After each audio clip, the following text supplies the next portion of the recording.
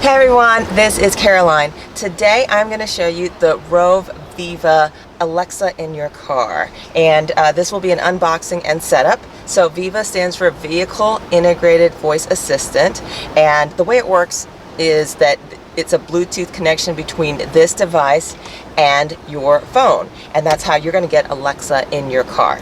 I'm not endorsing this product. I was not paid to talk about this product or anything. I received this product as part of the Amazon Developers Program. So I am going to do a quick unboxing for you right now, and it just comes out like this, and it's like a little book. Opens right up here, and on my right side is the manual and the documentation right here, and on the left side is the actual device here, and it fits into your cigarette light adapter right here, and you can also charge your phone as well. So we're gonna get this set up right here. It's a beautiful day. It's in Atlanta. We're in Atlanta, Georgia. If you're wondering, this is not my car. My friend, let's call her Erica, left me the keys to her car while she's out of town.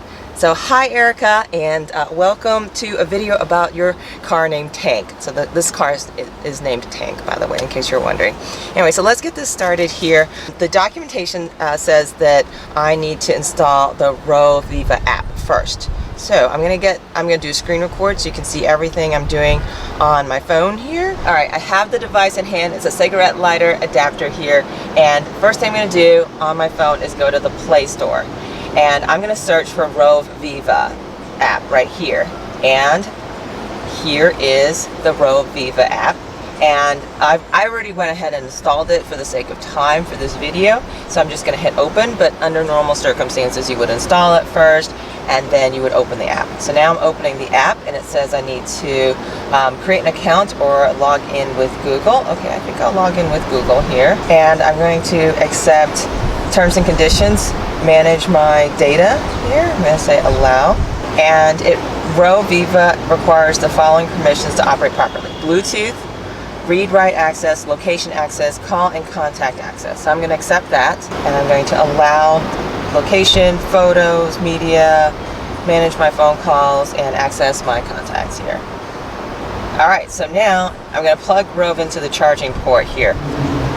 And I probably need to turn on the car for this to work, so I'm going to start up the car. There it is. Lights up blue. I'm going to hit connect. It says, how do I usually play music from my phone to car speaker? Give me a couple options, and I need to have a car that I can connect to the Bluetooth, an aux cable, or a USB cable. Alright, I'm going to select aux in.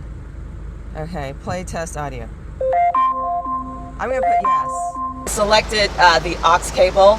Even though there isn't one, we're just going to use the sound that comes out of my phone here. Okay, I'm going to link my account with Amazon right now, and we're going to allow the Roav Viva app to connect to our Alexa voice service. I've just authorized that, and it looks like it's connected now. Great. All right, so I'm going to hit things to try, and we're going to try a few things now. Alexa, what time is it? Time is 4:30 p.m. So it's working now. Let's give it a spin now, and we're going to try a couple things. Alexa, play music. Here's a station you might like. Baroque from Amazon Music. Sorry, please connect your phone to car Bluetooth to play music. Okay, it did not like that. All right, next. Alexa, take me to the Georgia Tech Student Center. Getting directions to Georgia Tech Student Center at 351st Drive Northwest. And I see my phone is now going into Google Maps, and it's telling me it's 7 minutes to the Georgia Tech Student Center. All right, so let's go. We're going to the Georgia Tech Student Center now.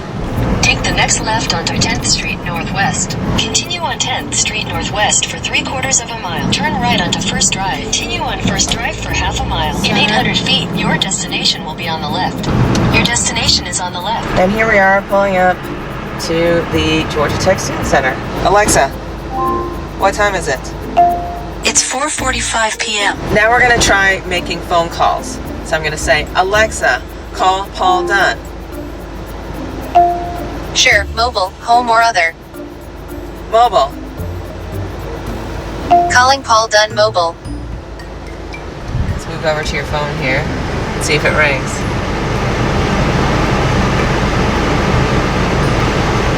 Ah, there it is, and my phone call is here. Okay. Hello. And that's it. And we have demonstrated the phone call. Let's actually make a phone call through the phone and not calling the other Alexa app here. So that was kind of interesting. And now I'm going to demonstrate smart home. So for example, I'm driving home from work and I want to set the thermostat before I get home. So I'm going to say, Alexa, set Nest to 75 degrees. The AC is set to 75. And that's how you can set your thermostat while you're on your drive home. So there are a couple other things that you can do with this. So this was interesting. This wasn't how I thought it was going to be, quite frankly. It uses the speaker on your phone and then it's expecting to use the speaker in your car. So if you have an older car that doesn't have an auxiliary cable or doesn't have Bluetooth, this isn't really the ideal product for you, quite honestly. What you want to have Bluetooth, ideally for it to play music, for it to do the navigation. The navigation was cool. It was through Google Maps, so that worked really well, like what I'm used to, but in a hands-free mode because I just had to say what I wanted instead of touching my phone. So I think that was good for safety. The phone calls were good for safety. Overall, it was a good experience, but I think there were a few caveats here and there. You're probably wondering how much data I used up on my mobile plan while I was filming this video here. I ran it for about an hour in total on the first day and recorded the amount of data I used. I used 121 megabytes of data, and if we extrapolated, hey, I do this for an hour every day for a 20-hour work month, that would equal to about 2.42 gigabytes per month. And considering I'm on a 5 gig plan right now, that'd be 50% of my data. Honestly, it did use up a lot of my data. Thanks for watching. Please subscribe. Bye now.